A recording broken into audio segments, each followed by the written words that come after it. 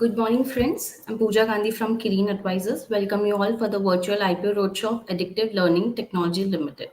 Addictive Learning Technology Limited is a professional upskilling and career services edtech platforms that primarily caters to senior and mid-career professionals, as well as young professionals. The company offers a comprehensive range of professional upskilling courses and training programs covering law, finance, compliance, human resources, business consulting, artificial intelligence, content writing, and data science through three distinct brands: Lawsico, Skill Arbitrage, and Data is Good. Joining us today, Mr. Ramanuj Mukherjee, Managing Director of Educator Learning Technology. Welcome, sir.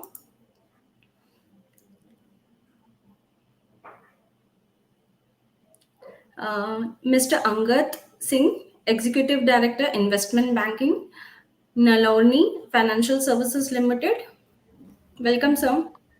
Hi, good morning.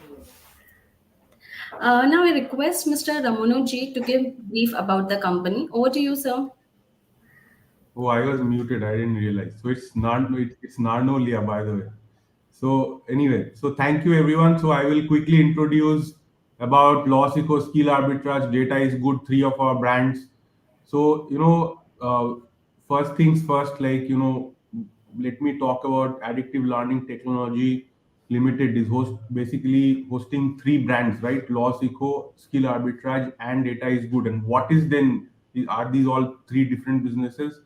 Basically, we have only one business today, which is we are a professional upskilling company. Now, obviously, we have three brands because these are three different markets. So, Law was the original one that we started with. Let me tell you the story. So, for example, like Abhyuday and I, two of our basically co-founders, we were studying law together in college. I was ranked two in the national admission test back then, and Abhyuday was ranked five in 2006. So we were allocated rooms next to each other in Calcutta in UJS, and we both wanted to be successful corporate lawyers, wanted to do mega deals, M&A, and private equity, and like you know even we used to read about these stories of corporate lawyers in New York, and we used to dream that someday we'll also be such deal makers. So now we've asked in college that how can we prepare for this, what do we have to study for this, and how do we have to prepare ourselves. So they said you just study your syllabus, there is not much to do, and then slowly you are going to you'll have your placement. That time you'll get good placement, only then slowly you'll build your career. For the time being, focus on college studies. You can read Economic Times so that you learn some terms and like some of the financial news and all of that. So you develop some understanding. Now, this was honestly very bad advice, but this is the advice still given today generally in college. So we followed that advice, and then we got jobs anyway because we are in a top campus. We had, unless you screw up, you get jobs. So we got jobs from multiple law firms offers, and then we selected one together. Abhyuday and I joined the same one because we already had an idea that we will start something together eventually. So we joined the same law firm, same office, same city. And once we were in different teams. I was in M&A and private equity. He was in banking. And but then what happened was that both of us felt that whatever we learned in college is super insufficient for the work that we're doing. We had no idea what deals we are doing, what are the structures, how to do due diligence, what are the compliances. We had no clue. So it's like basically you are thrown into the ocean. We have hired smart people, so we'll throw you into the ocean. You swim or sink, we don't care. This was the approach, right? And what we did was, I mean, everybody was doing that, right? You struggle and try to figure out what has to be done. You observe seniors, all of that. So we are trying to do that, and it was very hectic and very. I was feeling bad because I like to go into something very well prepared, right? So if I went into law school, I went in all well prepared. I had figured out how to prepare, what to do, and so that's how I liked it. But this was different. So anyway, what to do? 5 months down the line after joining our job in Bombay, one day we were going for drinks on Friday evening with all the friends. After, I mean, it was a rare Friday when you could get out of office early, so we were going, and we found, like, early is like 9 o'clock, but we found my friend crying and drunk on the stairs of Phoenix Mall, and he was fired from his job that day. And he's a very bright guy. Like, he was not a topper in class, but he was like very bright, very smart, always reading and all of that. So, and he got fired because he made a mistake. And it could happen with any of us. That guy is a very successful lawyer today. He's a lawyer in a sovereign wealth fund, very successful. But he got fired that day. And I was like, this is not done. This is not the right thing. Like, there has to be a better way of doing this. And so I kind of we drew up a curriculum, like, this is what should be taught to us beforehand, then this debacle, or we would not suffer so much. So we went and proposed it to our alma mater first, that you guys should run such a course, right, so that people benefit from this. But they said that no, we don't think so. But if you want to launch it, why don't you launch it? You can use our name and we'll give a certificate. We'll not give any money, but if you can figure it out, you can launch it. So we had this conviction. We went and launched that course. We quit our job, started that course, and this is back in 2012. In the first year, there are only three of us. With three of us, we managed to create a revenue of 1 crore in the first month itself. This is not Losico, by the way. This is even before. We were already doing this in 2012. That time, online courses were a rarity in India, Indian higher education system. But so this kind of worked. So long we kept doing that. We were in that. We were running courses for these universities, and then 2018 we started Losico because things with universities were not working out. So there were a lot of problems. Without going into too much details, 2018 we started Losico. We said that forget university, we are going to offer our own courses. We'll tell people that you don't get any formal recognition for what you learned, but you learn the skills so that you can thrive in the professional world. And this is what we teach. If you think it is worth learning, come and join. And that became very successful. I mean, we are not very sure that it will be successful, by the way, when we started, but we thought that maybe this is an idea whose time has come. Let's try. I mean, it's worth a try. And we tried, and it became more successful than we ever imagined. Initially our target group was only the people who are law students or recent law graduates who are struggling to get jobs. We will train them and help them, right? That was the initial starting idea at in 2018 when we started. After in 2019 I realized that this is a grave mistake on my part, strategic mistake. Why? Because these are the people who don't have money. It is very honorable and noble to help them, and but if I restrict our business to only them, we will not grow as much as we can grow otherwise. So we realized that there are lawyers who have 5 6 years of experience, they have an income, but they want to grow it even further. They want to get into new exciting areas of law, but they don't have a way to learn that. You're doing criminal law practice, civil litigation, family litigation, but you realize that there is technology law, there is intellectual property law, exciting new things are happening around the world, but you are not a part of it, so you want to get into those things. Securities law. So then we started training people in those advanced areas of law, and so that they can expand their practice areas, and that became very successful. So we hit about a 1 crore of revenue when the pandemic was starting in 2020, January, February, March. We were already doing 1 crore revenue per month by doing this, right? And people would join us because we would be helping them to either get a job. So law student category would want internships, the law graduate category, small category, but they want jobs. And then there are lawyers, they want freelance work. Now this is the mix. So, uh, what is to be done next? So things are going good, but pandemic, destabilized all our calculations. We're growing fast, everything going good. Then suddenly the pandemic happened, and people started became very pessimistic. That see, lawyers started thinking that if my existing clients are not paying me already, and the people who had jobs, they were people were fired from jobs, people were in legal internships were cancelled. So people were like, we don't know when this will end up, and till then we might learn something for free from YouTube. But why to spend money, invest so much in a course? Because we charge 50, 60,000 for a course, and they are very skeptical of spending that money for when there is no certainty of future. So our we were managed to hold our revenue. We didn't fall down, but our revenue flatlined for 6 months. In a long time, for the first time, our revenue was flatlining, and we were like, "What is going on?" There has to be a solution to this.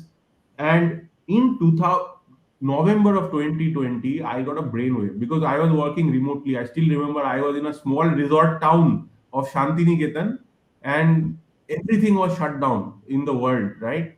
And I was working from an Airbnb on the terrace, and I got this idea that if I am working remotely, everyone with me is working remotely. We had a 150 people team, everybody is working remotely. The lawyers in US, they are also working remotely. Now, is it possible that some Indian lawyer who are struggling very much, not able to pay rent, not able to pay EMI, every day I was getting such calls, right? That, sir, I had to leave Delhi and go back to my village because I'm not able to pay rent. There is no work, courts are shut down. What do I do? How do I earn? So, can they start working remotely with all these US lawyers and start earning something, right? It was a desperate situation. Like, there has to be something. So, what happened is that we said, okay, let's experiment. Desperate situation, let's experiment. Experiment was that we started teaching US patent and trademark office work to Indian lawyers to see if they can work as a paralegal, IP paralegal for US lawyers. And we did it, and it worked, and there was phenomenal result. People were earning $10, $20 per hour. If they work for 200 hours, 150 hours in a month, they were earning 1.5 lakh, 2 lakh rupees. There was a guy who was earning 5 lakh rupees. He will draft notices for $100 each, end up earning 5 lakh rupees per month. He was a criminal lawyer from Agra. Somebody from Bombay, a fourth year law student, got a job in a Texas law firm doing IP law work. Somebody from Lucknow Government Law College, got a job in New York law firm. We were like, oh my God, is this even possible? And we were euphoric. Then we realized that, okay, we have to run with this. We started launching every course we could in US law, US corporate law, US contract drafting, US business law, US technology law, US immigration law, everything, because there is so much, it's a huge market. And if you think about it, entire Indian legal market is only $2 billion legal services market, as per some assumptions that we have, as per some reports we have. In fact, the US legal market is close to $400 billion. Now that's 200 times bigger, right? That's such a big, deep market. And then I started actually studying this even deeper. I realized that there are 1.5 lakh to 2 lakh law firms which have 2 to 10 to 20 lawyers, mostly 2 to 10, 1.5 lakh, 2 to 10. If you include even the 20 size, then it is 2 lakh law firms. 2 lakh law firms, they each of them can hire 5 paralegal each remotely. That is at least, if not more. Now, if this, that means 1 million jobs, 1 million jobs that can pay at least $2,000 per month. $1,000 no brainer, right? They are paying 60, $70,000 to a paralegal entry level, at least 40, $50,000 entry level paralegal, untrained also. And they are able to hire a lawyer who knows US law from India, who's actually a lawyer, who has a legal brain. And that person they can hire for $10 per hour. It's magical for them, right? The quality of talent. But so then they are ready to hire. And what happened actually, what happened even before the pandemic, last 30 years, the largest law firms, AmLaw 100, AmLaw 500, which are like the biggest law firms in the US, in UK, globally, they have all started outsourcing a lot of back-end work to India, to Philippines, to other countries. They have set up capacity centers. They have outsourced work to these large LPOs with tens of thousands of people. So the big law already have been outsourcing work. But the SME law, the small size law firms, they could not outsource because it does not work. LPO will not take your work unless it is at least a 20 people homogeneous process that small law firms don't have. They need individual lawyers who can do various types of things, who have more knowledge, etc. But that market never opened up. In the last 30 years, people have tried, it was not opening up. But during the pandemic, the SME lawyers and the law firm owners started working remotely themselves. So the choice became clear. You can hire somebody in US and pay them $100,000 or whatever, $60,000, or you can hire somebody in India and pay them $20,000, $15,000, $10,000. $10,000 is brilliant in India. And they don't have to necessarily hire people from Delhi, Bangalore. They can hire in small towns in India also, right? If they have the reach. It's hard for them to reach them. But if remotely, why not anywhere? This became possible. It opened a floodgate. Look, 80% of the employment in the world, in US, in UK, every major advanced economy, in India, is not with the big companies, is not with big MNCs. It is with the SMEs. And that market always stayed out of this remote work. Like remote work made this talent arbitrage possible now after the pandemic, because SMEs learned this is a massive opportunity, right? If you think of why Alibaba, you all have heard of Alibaba, it's one of the most valuable companies in the world. Why is it so successful? Manufacturing in China, yes. China is a manufacturing giant. Everybody wanted to set up manufacturing in China, but a Apple or a Tesla or Samsung don't need. They can just they went to China and set up their own factories, right? They can just set up their own factories, large factories. Tesla set up its own gigafactory in China. But then what does Alibaba do? Alibaba doesn't help Apple. Alibaba doesn't help Tesla. What does Alibaba do? Alibaba connected the entire SME companies in the US with SME manufacturers in China. That's why it's a $1 trillion company, right?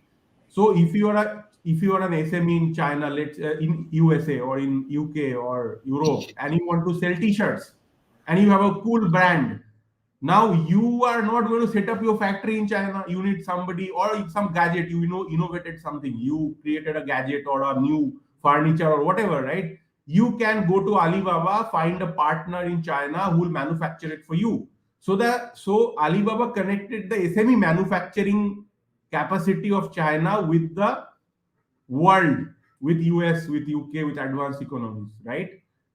Now the whole world, even India, somebody might go to Alibaba and find a supplier in China. Now, who is doing that for Indian talent? We know, look, India has a lot of talent. All these, not only in Bombay, Bangalore, Delhi, Gurgaon, right, Hyderabad. No, not only in these places. There is more talent in small towns of India who are studying in English medium colleges, English medium schools. Their parents are spending money on, good education. They are watching Netflix. They are watching all these cool US shows. They have such aspiration in their mind. But can they fulfill that aspiration in that city? There is culture. There are restaurants. There are, consumerism. They have access to everything. But do they have that earning? Do they have those local jobs where they can earn 50,000, 60,000, 1 lakh rupees locally, at least 30,000? That also does not exist. People are forced to migrate to Bombay, Bangalore, Delhi, Hyderabad, few cities. They're desperate to get jobs, right?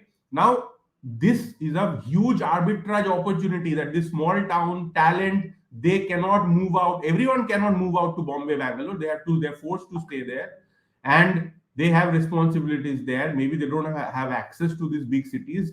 Can we connect them with this US SMEs who are desperate for talent? When I went to UK in this October, I was going around and talking to these SMEs and trying to understand what do they feel, why can't their businesses grow faster? And they all said only one thing: you can do this also. Anybody goes to UK, just ask, like, why can't you double your business? Is it lack of market opportunity? No, they have opportunities to grow. They are like, we cannot find people to work. People very expensive.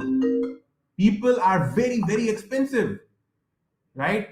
And to find talent is so difficult. But why can't they hire from India already? There are fears. There are issues, right? There are a lot of issues. There are issues that, okay, how are we going to trust them? Are they actually verified? Will they take my data and misuse it? Will they sell it in the market? How will I take care of, like if there is tomorrow there is a urgent matter, can I trust them with that work? Will the turnaround time be justifiable? There is a friend who's an Indian, my classmate. He's running a business in the UK, in London. And I said, why don't you hire people from India? He said, Ramanuj, I tried hiring multiple times from India, but culture issues. People will say that I will come into the meeting at 5 o'clock, but then will turn out 15 minutes later. We can't do business like, we don't do it like that in UK. They'll say that, you know, uh, if I say that I need this work by Monday, they'll say, yes, sir, I will do it by Monday. Then Monday, I see only half of it is done. He should have told me that he cannot do it by Monday, but he never said it, right? So, a lot of these sort of issues. Just a moment, there's a lot of message coming.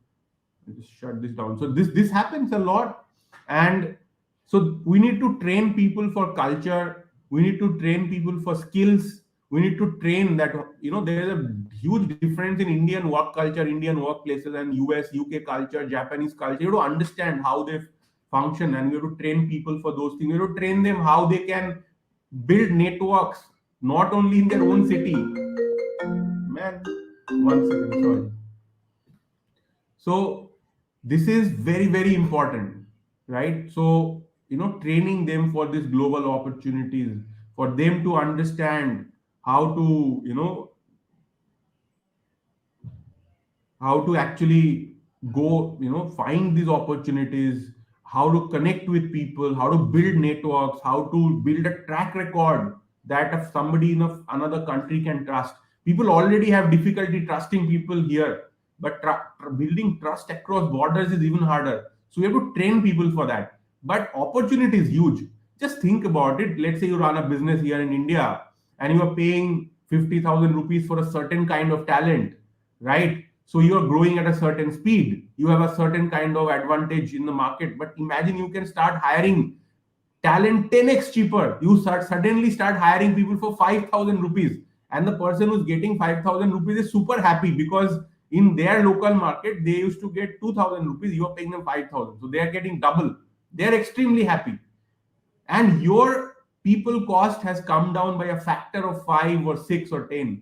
You are, how fast, how, what a benefit it is for your business, how much profitable you can become, how fast you can grow. It's magic, right? It is magic like that for the people in those advanced economies, right? Sometimes a company will hire one person from us, and then their entire team they will hire from us only. There's a company in Belgium, in Brussels. They hired one person first. Now their entire team is consisting of our remote workers. 12 people they hired from us, right? Now this is what is going on, and this hasn't happened. This has just started. Right now there are green shoots. When this happens in the world, it will change the world.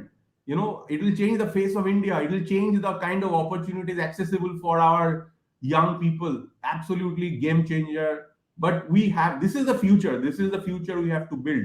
We are working towards it, right? Today, not even 10% people in the advanced economies, not even 5% law firms in the US are using remote talent. What will it be when 50% starts using it, right? That is what do we have to, what software do we have to build for that, what kind of training we have to create for that. So some things the talent has to do, some things we have to build that infrastructure to make it happen. And skill arbitrage, law seco, data is good. This is what we are doing. Law seco is doing in law. Skill arbitrage is doing this in not only courses but also all the software and trust building, everything. Doing this, we are doing it in HR, accounting, different areas, right? Content writing. Data is good is working in data analytics, data science. So this is the makeup of our company. This is the opportunity we are working on. We are very excited. The results you see, if you see our business is doubling year on year, 1 year it tripled also. Why is that happening? Because we are working on such a huge opportunity. The tailwind, the forces of economics is so huge behind us that even without any outside capital, we have been able to build a decent team. Our execution has been good, but that is propelling us forward. And the road is, there's a highway to straight, like, you have to move forward, push forward very fast. And obviously, with the IPO, If you are able to raise this capital, it will add fuel to the fire. That's how it is, right? So I hope I was able to explain the opportunity and what we do and why we are so excited about the future. And happy to take, if something else, Pooja, you or Angad, you want to guide us towards. Very happy to Thank take the you, sir. discussion. Yeah. Now I will. Now I request Mr. Angad to give details of the IPO. Yeah, hi. Good afternoon, everyone. And Ramnud, whether that was an exciting conversation that you had. For the IPO, we are raising around 60 crores, 60.16 crores for the issue, wherein 42 lakh and 97,000 shares will be issued. The fresh issue is of 41 lakh 37,000 and OFS is of 1 lakh 60,000 shares. The price band is 133 on the lower band and 140 on the upper band. Lot size is 1,000. The anchor bidding will start on 18th of January and issue will open 19th of January, that is tomorrow, and issue will close on 23rd of January. Um, so that is the overall issue structure, and the listing is on NSE Emerge. Uh, I'd like to add one more thing on this, that when we started working on this IPO, there is three things that anyone considers during the journey when they are onboarded by a merchant banker and look onto the company's work and everything. So the promoter, the company, and the model, all these three are fantabulous for this. And over to you, Pooja. Thank you, Angad. Now we'll start with question and answer session. I request all the participants to please post your questions in the comment box.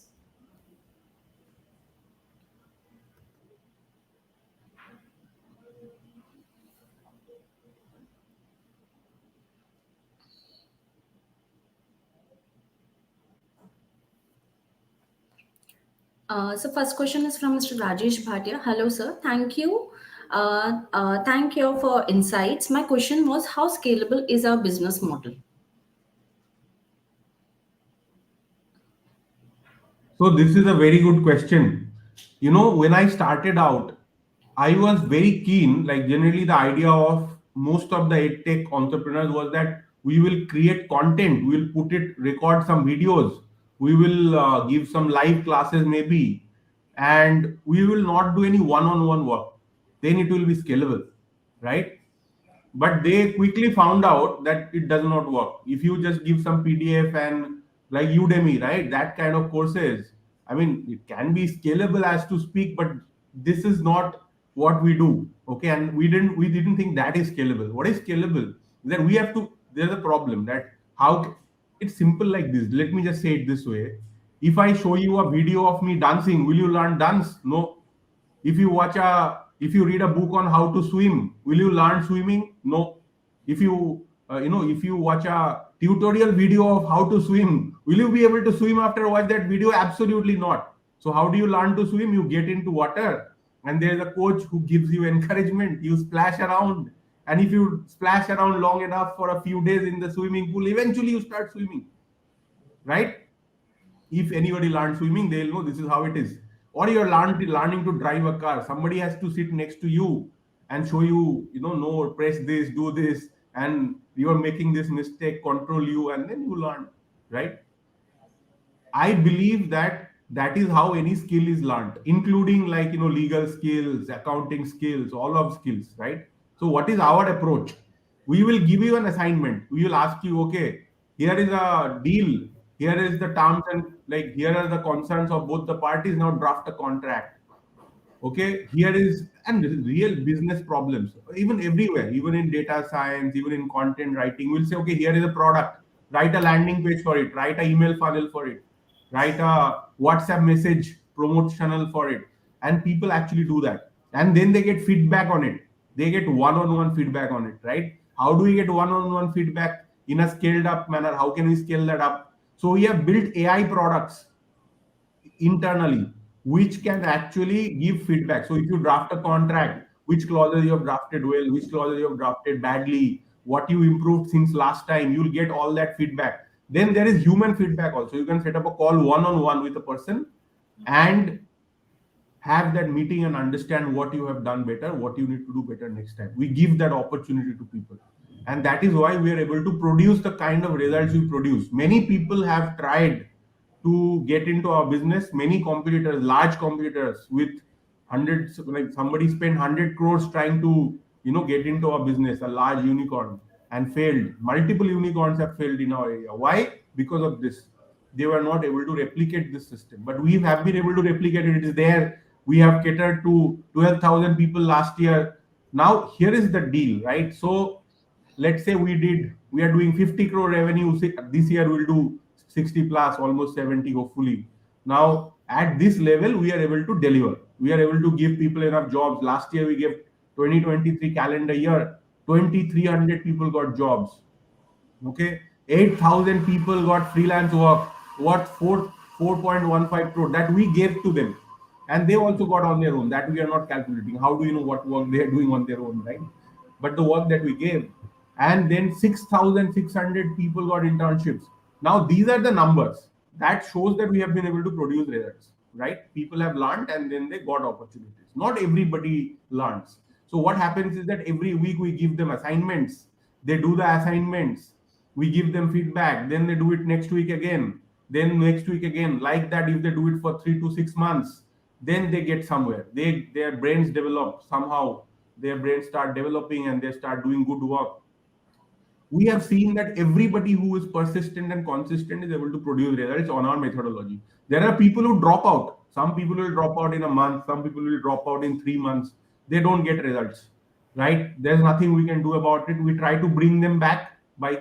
So this is the process. Now, what is our concern and one of the major risks in our business is that we are able to do it at current level. We know that. But can we do it when we are 10x bigger? That is the entire challenge for us, right? We know that we are doing 6 7 crore revenue now. We scaling sales is not a problem. We can scale to 20 crores revenue per month fairly easily, right? We'll be able to do it. It's a matter of time, right? But then can I also keep my placement ratio at the same level when we scale up? That is the challenge. And for that we are building technology. That is why we are, that is also exciting, because that's an opportunity for me. That's an opportunity for me to increase my average revenue per user. Because if I have to build a platform where I can get a volume of work, right? So I have to solve the problems of US law firms, why they are not able to hire remote paralegals, why SMEs in the US are not able to hire remote bookkeeping assistants or remote marketing assistants or data science analysis. What I have to figure out and solve their problem. I have to do marketing there for getting that work, and I have to give the work to my students. But what would happen is that as a platform, I will also make a 10%, 20%, platform fee on the work I get for my learners. Today, that guy who's earning 5 lakh per month does not pay me anymore. He paid me one time 50,000 and went away. 65,000 he paid me and he went away, right? Now I am not making any more money. He's getting work from some other platform, and that platform is making money. But now I will build my own platform that would do two things. One, I can at a scale give work to my students. If I can give work to my students, then people will come and join my courses. I have to never worry about that. Second thing is that when I start doing that and I become one of the top remote work platforms in the world, this is for the future. We have to do it. It is not done, right? But if I'm able to do that, then my revenue per user will shoot up. It will become a recurring revenue rather than one-time revenue. So every month he will do work, I will make a revenue on that. So this is what we are trying to build, right? This is why we are doing an IPO. In fact, we need more capital to do all of this and scale up. So this is what the entire roadmap is going forward. That's how we will become scalable. If you ask me, are we already scalable? No, we have to do all of this to become scalable. I hope I was able to answer your question, Rajesh Thank Bhatia. you, sir, for explaining very well.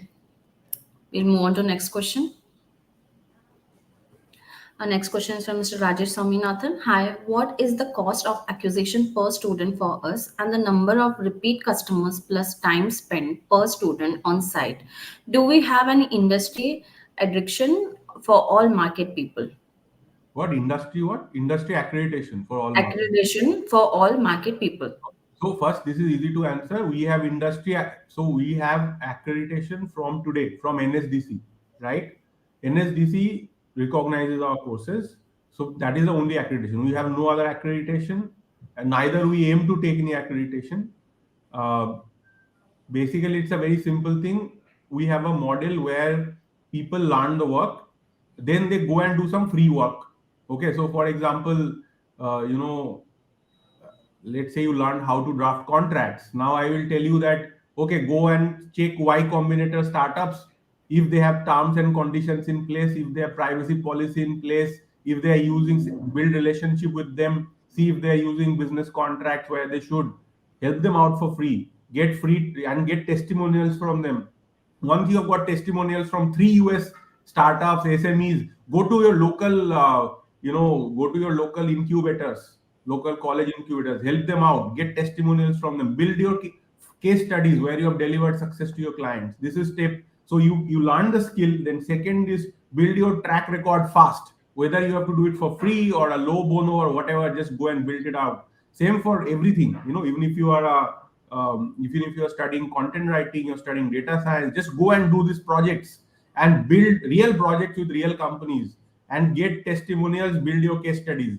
Then you very easy to get a job after that. You get referrals, all of that. So this has been our approach. So we don't really like, it's not about what certificate you have. We tell people disregard any certificate. Like, this is the thing that will get you a job. Skill, track record, then outreach. Three parts to getting success. That's all. Whether it is job, whether it is clients, this is all you have to do. No certificate will get you job or clients or anything. Okay, so this is the method that we follow. I hope that answers your question on accreditation. Acquisition per student. So acquisition per student, normally it's like our CAC is about, it varies between 20 to 35%, but let's say at a blended level, let's say it is around 35% is what we are looking at a blended level as of now. That much we want to spend because we are also growing new categories all the time. So we are getting into new categories. There it is more expensive. Where it gets very established and we have done very well, there the CAC can come down to even 20% or even lower in cases we see. So, but blended level, we are targeting 35% CAC. Our delivery costs are about 27% at a blended level, right? So you can calculate 26% actually. So let's say 26 plus 35, 51% is all of that. Overhead, you can assume another 7, 8%. Rest of it is basically our margins, right? But what happens is that we reinvest some of it into new technologies. We are building all this absolutely cutting edge AI products, data science products, softwares that will make us scalable, right? So that it goes into that. And then finally, basically, that's the breakdown of our revenue. Okay, so I hope that answers your question. And how much time spent per student on the site? Students spend, like our successful students spend 300, 400 hours with us, right? The program is like 300 hours, 100 hours, 200 hours, like that. Some of them even more, 500 hours. So that's how much time our students spend. A lot of time spent on website, especially if they are successful. The people who are not using, they are not getting results. So that's how it is. Repeat customers. So we have 25% people who are buying a second course, or they have bought multiple courses at once, right? We are in this business, repeat customers is not our focus. So what happens is that once you get a success, so there is one case of repeat customer, which is, let's say you become a paralegal, then you want to paralegal, you're doing work in UK, so now you want to become a UK solicitor and you do another course. That repeat business happens. But we realize that chances of repeat business in this is a little less. Okay, but chance of referral is high, so focus is on referrals. So today 27% of our students are referring other students to join us, their friends, so that is what has been focused on. And repeat customer is that the repeat revenue, recurring revenue, will come from us giving work to the students and building a platform for that. So that's the plan in the future. I hope that answered your question. Move on to next question. From Deepika Chadda, who are your main competitors and what sets your company apart from them? So it's like, so in different areas we have different competitors. So for example, if it is in test prep, we are doing very well on test prep, right? We are producing a lot of judges, a lot of UGC net, JRF, and UGC professors, people who cleared UGC net law, IBPS law officers, SEBI law officers, so many of them, right? Independent director. So in test prep, we are one of the top players. And there, our competitor would be An Academy in judiciary. There is some another company called Top Rankers. So these are some of the competitors. What sets us apart is result. Like, in last 2 months we have produced 20 judges, and the number of people who are studying with us, very high percentage of them convert into success stories. So that is our advantage. See, if you get into differences, there is a lot, but that becomes very specific. So for example, in judiciary, we are the only one who actually give people one-on-one answer writing feedback. Answer writing is handwritten answers. We even give feedback on that. No other coaching does that. So people will know very well that that support they only get from us. And we have even built AI and other basically service delivery systems to enable that. Nobody builds all the softwares and all of that in the coaching business. We have built that technology, so we're able to do it. So that is one. Then there are many, like on there will be hundreds of such differentiators that would be there. Another differentiator in test prep itself is that other coaching centers will prepare you only for that exam. If you fail that exam, which will happen to most people, fail the exam, right?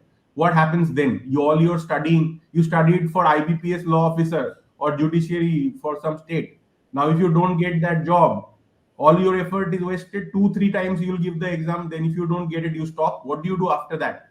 Does your coaching help you with that? Nobody does it. We do it.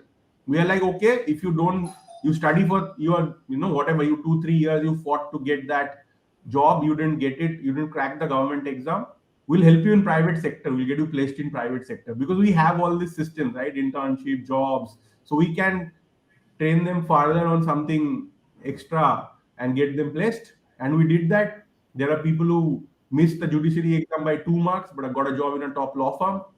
Somebody, IBPS law officer, studied very hard, did not get that job, didn't crack it that exam, but now they got a job in top law firm in banking law team because he had knowledge of all those banking laws he had studied.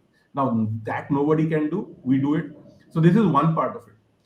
There are many such differentiators. One big differentiator, and then basically one big differentiator is that we are training people for international law. We are training people for international bar exam. Nobody has that. Nobody has built that capacity. Nobody is doing that in the world.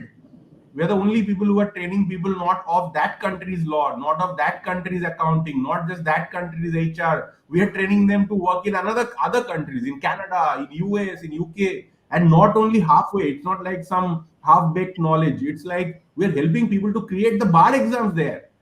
NCA exam for Canada, 60 people from our students have cleared it, full on, right? People are clearing solicitor qualification exam sitting in India. People are preparing for California bar exam. We have exam in March. After that, we'll produce results there also. Right? 5 students are giving it. We expect 4 to clear. Now imagine who does that. Like nobody is even close to that. That training for California bar exam outside of US. Nobody does it. We are doing it. So we have been able to build that. I think that's a major differentiator. And the other differentiator is that we are able to get people that outcome, getting that job, getting that huge focus. We have 100 people working just on getting people placed, getting people jobs, getting people opportunities, and sourcing that and giving it to them. Nobody does that. So that's the big differentiator. Move on to next question. From Research Egg. Hi, what is your spend on branding and marketing? What are future growth strategies? We are not spending anything on brand as of now. After IPO, we have some plans, interesting plans. Uh, but basically, now we are spending about 1 crore every month, maybe sometimes 1.2 crore on ads per month. So our ads are infamous. People keep complaining that we see too many of your ads all the time on Facebook, Twitter, everywhere we go, your ads, YouTube all the time on our feed. So we have very good targeting, very good targetologists from other countries also who are helping us run these ads. But we spend a lot on digital ads. Yes. And we have Okay. our very strong organic channels, right? We have so many Telegram channels with 50,000, 60,000, 70,000 followers. I So many YouTube channels, so many Instagram channels, and organic is very huge. Our Hype Leaders blog has 2.5 lakh, sorry, 25 lakh organic visits every month, unique users. Okay. Move on to next question. From Gaurav Agarwal. What are the other revenue generation prospects from other source? So let me answer it this way. There are a lot of opportunities, but we don't monetize everything early. I'll give two examples. So today we are making only money from courses. Four and half, 4.15 crore worth of work we gave to our learners. Now, obviously, we could charge a margin on it, but we did not, right? If we did, or we did not even recognize that revenue, right? We just passed it on to our learners. Now, if first of all we see this 4.5 crore becoming it is possible to do hundreds of crores also in this space. Technically, how much we can do is how well we execute, and we should be able to make 10, 20, 15% of, just say Upwork charges 10% of the revenue as their platform fee. We intend to build a much bigger platform, than much different, like more specific platform than Upwork. So yeah, so we would be able to also charge a platform fee. So that's an opportunity. I'll give you an example. Okay, so we wanted to bring our cost of customer acquisition down. So we have been chasing like some of the large job sites that give us data on which of your people, for example, you have a real estate law course. So tell me which are the people who are applying for real estate law jobs and not getting. Take their consent and pass on their data to us so that we can educate them on the opportunity on real estate law, and we can sell them a real estate law course, because they are the people who want to get into real estate law and they are not able to get it, so we will be able to help them.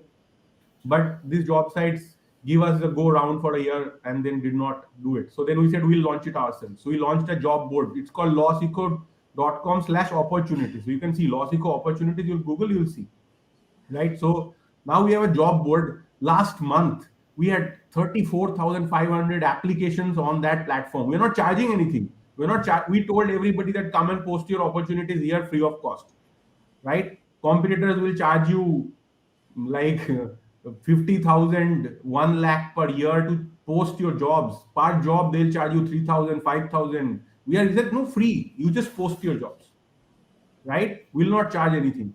And we don't see us charging in next 3 years, because we are getting such rich data of what are the jobs out there, what should we train our students for, what are people applying for and not getting. I am the first one to know about all the jobs in the market. If needed, I can place my students there. What a good place to be in, right? So that's what. Now, can we monetize this? Maybe 5 years down the line, we might want to monetize it. If we are a dominant player, we might want to do it. As of now, we want to keep it free and just keep growing. Same thing. Live law charges money.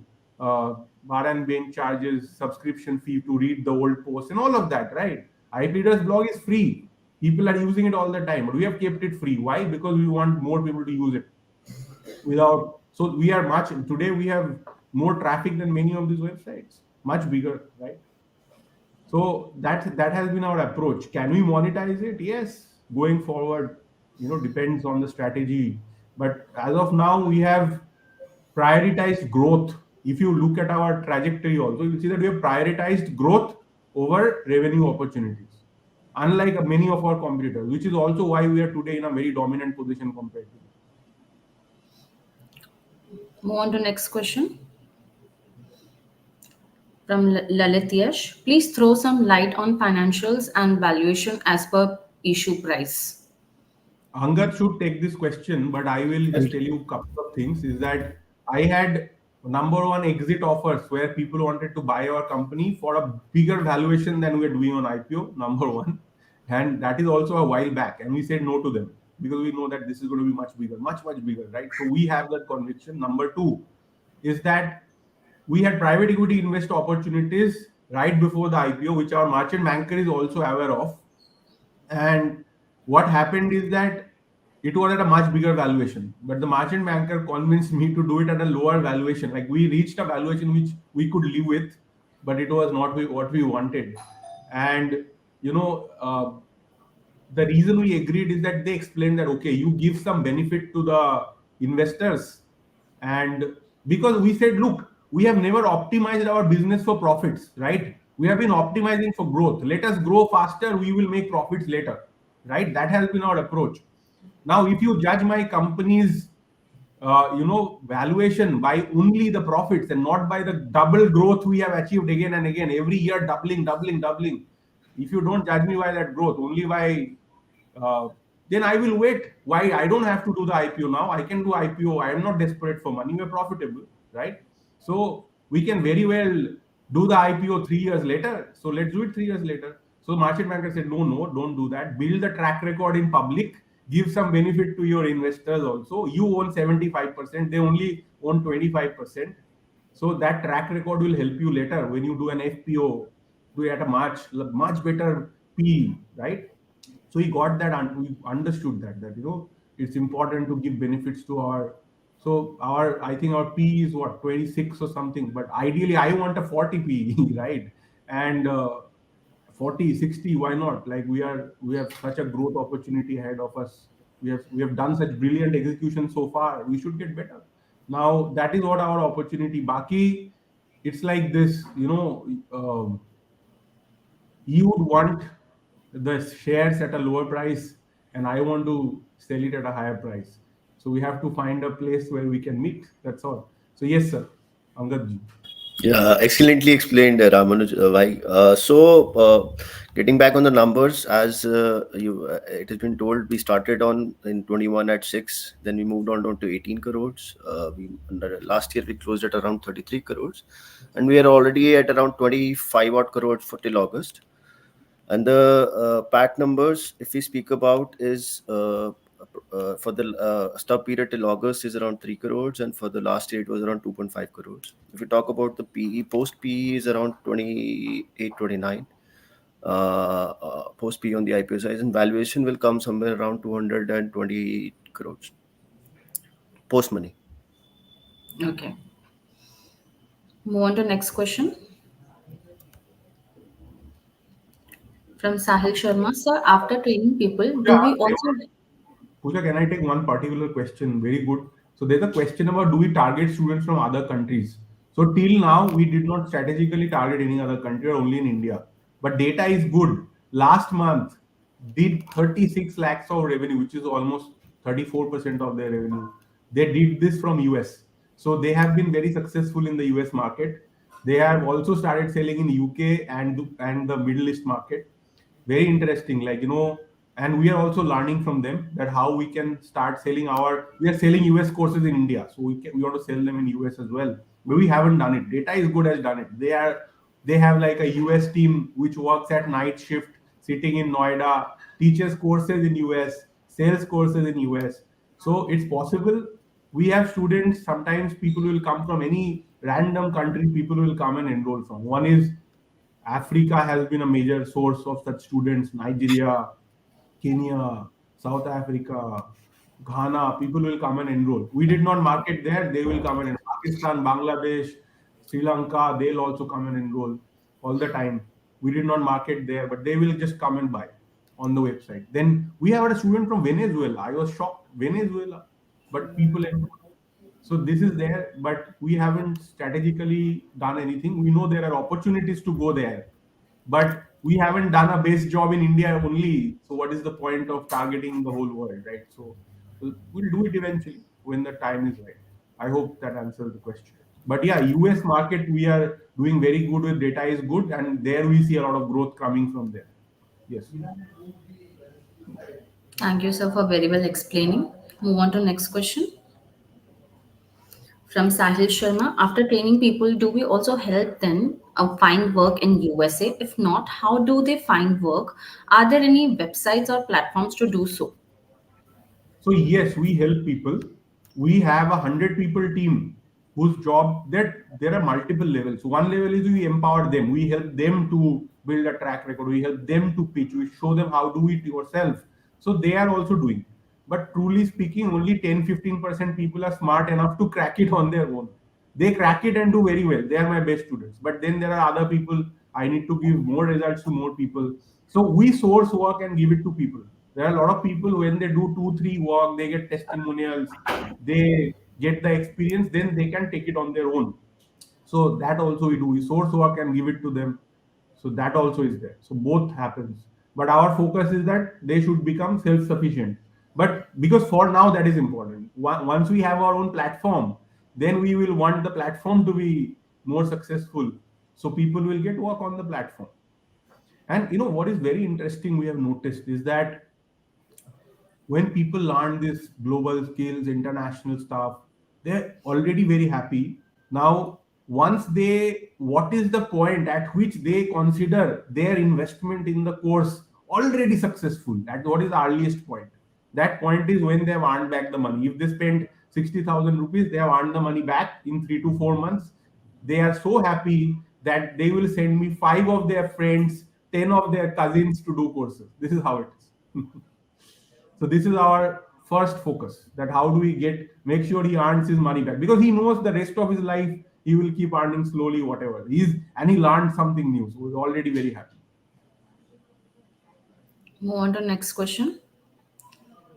Quickly, we'll try to cover most of the questions. Sanika Khemani, what are the average duration of the courses? Average duration is very different in different courses. Upskilling courses 6 months. In some cases it is 12 months because the skill is hard and takes 12 months to learn. Right. For example, contract drafting is 12 months because you can't be good at it in 6 months. Right. But there are a lot of skills which is 6 months. Now mostly 6 months, and then there are some things which we know that people take longer. For example, solicitor qualification exam is 18 months because people take at least, and some people clear in 6 months also, but mostly 18 months. California bar exam 18 months. Judiciary 18 months because it's a lot of studying. Move on to next question from Kaushal Shah. Do you have any office abroad or are you planning to acquire? Also, what are the target countries? So we have some companies abroad, right? So we have Skill Arbitrage Inc. in the US. We are opening an entity in UK. Now we are opening an entity in Canada, because these are market where we are getting students, especially for data is good, and also we are getting clients. Now many of them do not want to do business with. So you are a law firm in Canada. Sometimes you want to give work to a Canadian entity, right? Because if we mess up, they can sue us there. They don't want to give us work to India. Okay. So then we have to open this. We are opening these entities to do business there, right? And it builds much better trust in those countries. So we are opening those entities. Those entities have some local. It's a mandatory legal requirement that they need to have an office. So we have an office, so to speak. We have a place of business in Delaware, for example, in the US. So we have to have those things, right? So we have those things, but we don't have like major offices with big teams working. That is not the case. Okay. Move on to next question We from are working remotely, right? We're telling the whole world to work remotely. So yes, that is how we are doing. Our business development in US happens from India. The US sales is happening from Noida, right? That is how that's great, right? Then that's the model. If you look at companies like Zoho, they are doing business development all over the world, but their teams are sitting in India and doing it from here. There may be sometimes in future we foresee that we'll need some feet on the street kind of business development approach in US, in UK. I am planning to spend a month in US, right after the IPO. I'm going to spending a month in UK around May, April, June, a month, depending on which when meetings are set up. I'm going to spend time in these markets, understanding, developing local physical networks also. That's something that has to be done, but so far it's not there. It's all whatever is happening is remotely. We're getting work from so many countries, from Singapore, from so many European countries. I've never been there, but it's all coming remotely. Move on to next question from Sudha Devi. What has contributed to a significant jump in revenue and profits in FY23? What is the way forward? So, see, why is profit jumped? It's a very simple thing. Previously, whatever margins we had, we reinvested in growing as fast as possible, right? New project, new project, new project, because we had no intention of taking dividends. It's our company. We know it's better to grow rather than take profit today. What will I do with the profit? Buy a Mercedes? I don't need it. So rather better to grow the company. So we have reinvested. So rather than declaring profit, we will start a new project to grow faster. That has been our approach. And if you can look how many new we are doing only law till 2022. 2023 we are doing HR, finance, we are doing accounting, we are doing content writing, we are doing data science, martech, so many new areas, right? Now, obviously, it cost us money to build each of these courses. We had to hire a team, and that people started working on it. Those courses were not immediately successful. Our average revenue per user for all of those courses was very low. In the beginning, we want to keep a no-brainer price, very easy price, and slowly now we have success stories. People have done really well. Our people working in US companies, they are working in European companies. Now we have success story. We built the entire California bar exam course. It was hugely costly, right? So we are focusing on that. Now, what happened is that the decision of doing IPO was in July. We had no plan. We had no idea we'll do any IPO before July 2022, right? But then it was a simple decision that now that we are going to work in public markets, right? We have to have at least 20%. So now it is our choice that we will declare that 20%, at least 25% EBITDA, 20% EBITDA, that we have to keep it up, right?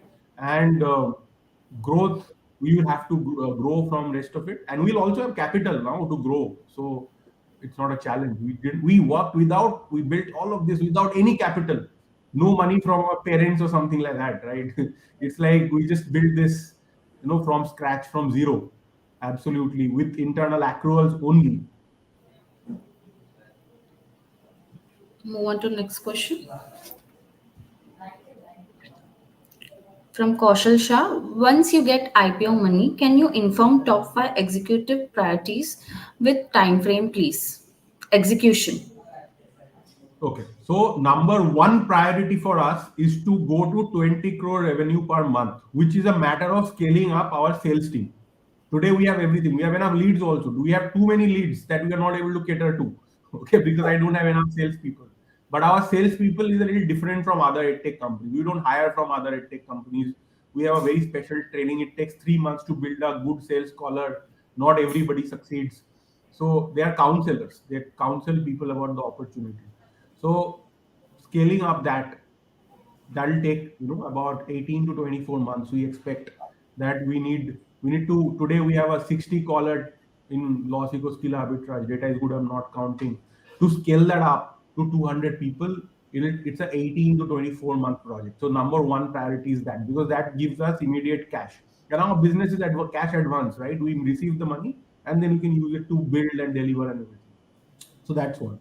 And our courses are built. We don't want to launch too many new courses anymore. We have enough courses, more or less, right? Just have to scale up in those areas.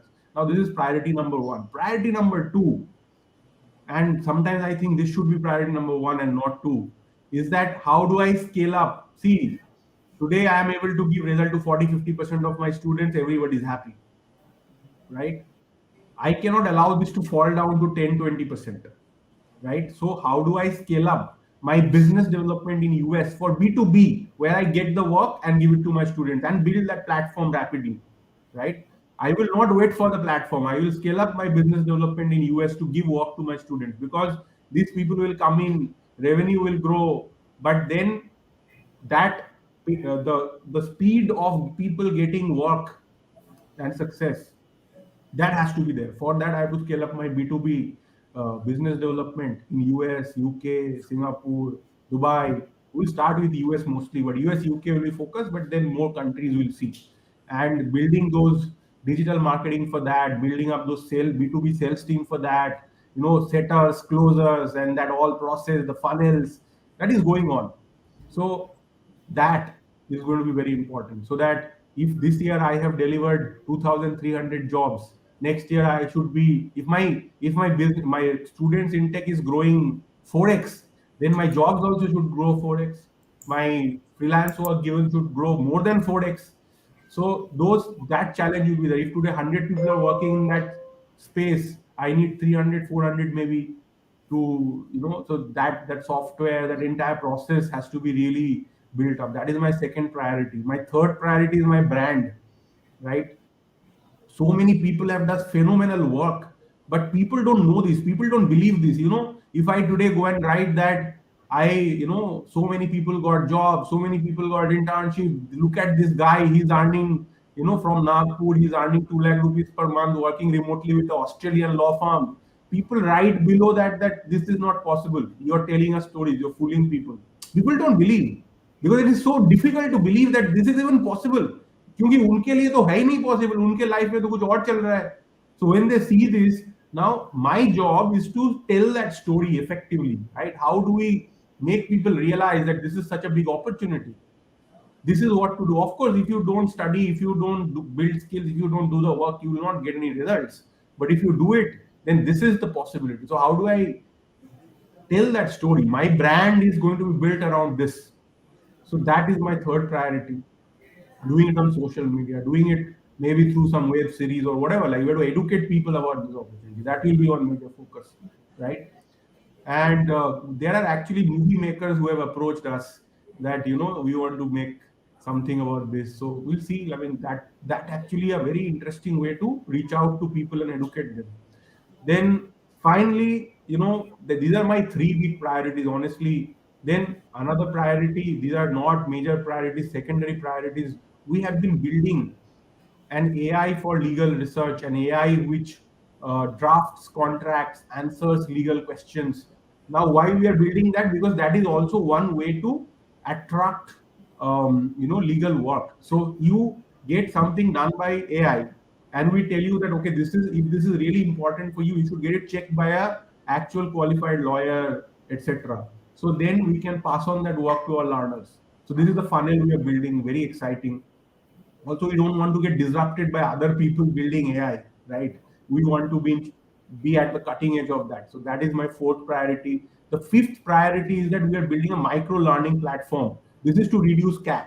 So we want to be, we saw it kind of happening with IPD's blog, and now we want to do it this way, that people in all these areas, like starting with law, but then others also where we are present, that they study for college using they don't have to buy books, they can use, Duolingo and all this micro learning software. So we are building a micro learning software which helps you to break down your lessons and easy to study, and followed, like, you study something for 30 minutes, 1 minute, 30 seconds or 1 minute, followed by conceptual question to make sure you understood that thing, and then move on and move on, like just like Duolingo. If you have used Duolingo, solo learn, that format, but to learn your college studies, to learn new laws, to learn new work, new areas. And we are not doing this to make money. We are doing this so that people will be using our products to learn the law, to learn new subjects, to learn whatever they're learning. And then I have a pipeline of new customers. My cost of marketing will drastically fall down. CAC will reduce. So that's what we are working. That's our another major priority. I hope that answers your 5 priority questions. Move on to next question. How much longer are we doing this? We'll cover 4-5 questions more and then we'll end. Hi, Okay. sir. Love your presentation. Would love to know why your company revenue double every year on the hand companies like Byju's and An Academy are not able to survive. So you have to understand the approach of building Byju's or an academy has been very different. They spent more money. They did not mind. Like they never cared about their revenue. Their only thing, they never cared about profitability, right? Because they had so much money. Investors gave them hundreds of millions of dollars, thousands of crores. Said that just do your best to grow your top line. Don't bother about anything else, right? So they never built so much expertise in any area. They just kept, launching, launching, launching. This is also a good approach. It's not a bad approach. If you have unlimited money, it's not a bad approach. Someday you will succeed, right? Like Uber, Ola succeeded in some ways, right? Now they have monopoly in these markets. Now that was not our approach. We were very deep into one market. Okay, I will give you one example and you will understand. Look at Upwork, right? Upwork is everything for everyone. Whatever work you want, you can put it on Upwork, right? And you will get someone to do your work. Very good platform, amazing. We also use it sometimes. But imagine somebody builds an Upwork only for law. How much more time they will be able to give it? That okay, how do I build my user interface better for lawyers? Okay, today law firms don't go on Upwork. They have a lot of issues with Upwork. No law firm goes on Upwork and try to hire people from Upwork. How can you change that? What are the specific problems of law firms? Can you solve it? For Upwork, they are not thinking about that. They'll never think of that. They will think of how to do everything for everyone. But somebody who does it only for law firms, lawyers, they'll be identifying problems and solving and become better at that. Imagine you can build AI workflows for law, which saves time for lawyers, which saves money for clients. You can do all of that. But can Upwork put all their eggs in that law basket? They will never do that. But we might want to do that. So when you specialize in a party, that's a different strategy. See, one is like I will build something which everyone can use. Another thing is that I want to build something which is very good for this. Nobody else will use, but for this category of people, I'll be the best, right? And then you can charge more, right? Why is it that Udemy can charge only 1,000 rupees, we can charge 60,000 rupees? Law Octopus can charge 3,000 rupees, but we can charge 60,000 rupees. What is the difference? Because we went deeper, we solved more problems, we gave more results because we focused on one thing. Correct. So this is the approach I would say, that the more if you are a specialized player and you solve specialized problems, you can charge more, and you have a smaller market, you grow a little slower. We did not grow as fast as Byju's, of course, but that it's a different approach to doing business. Move on to And next question. doubling every year, it is because you know the market is so big. Like, and also what happens is that over time people believe us more. People see, even if I 2 years back I told people that you can sit in India and do remote work with law firms in the US, most of the people said, are you crazy? No, not possible. 50 people believe me, but 50 people enough. Now 50 people believe me, 30 of them got good results. So now 300 people believed me and came. Now out of that 300, some more got results. Then more people said, "Oh, this is true. This is great. I should also do it." Now this is how anything grows. A new idea, right? No, we are not selling. Everybody knows that for joint entrance exam or for judiciary exam, you should take a coaching. So people go for that. An academy went into that. Byju's went into that. Okay, coaching तो सब लोग लेते ही हैं. Class 5, class 6, class 10, they will take coaching. Let me replace that with something. Now we did not do that. We opened a new market. So nobody wakes up in the morning and says, you know what? Let me give Canadian bar. You are a lawyer in India. You're not thinking, let me give Canadian bar exam. Let me become a paralegal for Australian law firm or US law. Nobody's thinking like this, right? So I have to persuade people that look, whatever you're doing in India, this is better. This has more potential. Do you want to try? And then most people say, no, I don't want to try. I want to do this in India only. Then slowly it people think that, oh, this is interesting. More and more people get convinced. So it's just the beginning. It's like it's the beginning of it's the beginning of a trend, and over time you will see more and more people will jump in. It's like Bitcoin. Bitcoin in the beginning, very few people. What is this nonsense? Now today, you look at what the people who bought in early benefited. Now it is so big, so expensive, right? It's like that. All new trends are like that. People don't understand. Shares of companies. When it's a small company, small cap, SME. People think, "Arey, this is a small company, it can fail tomorrow." But there are some people who understand. They are smart. They understand. They buy early. Then it grows. Then those are the people who benefit more. And then over time, more and more people join as it grows. That is how every new thing starts in the so Byju's did not do a new thing. They are doing coaching for Unacademy, the coaching for X that already existed. They are doing an online version. We are doing entirely new thing. Thank you, sir, for very well explaining. Move on to next question. Uh, Looking forward to the IPO. All the best and thank you for this information. Now we'll conclude this meeting. We have covered majority of questions. Thank you, Ramanujji, Angad for giving insights about the company and IPO to the investors community. And thank you all the participants who have participated for the IPO roadshow. Thank you once again. Thank you. Thank you very much. Take care. Bye bye. Good day. Bye bye.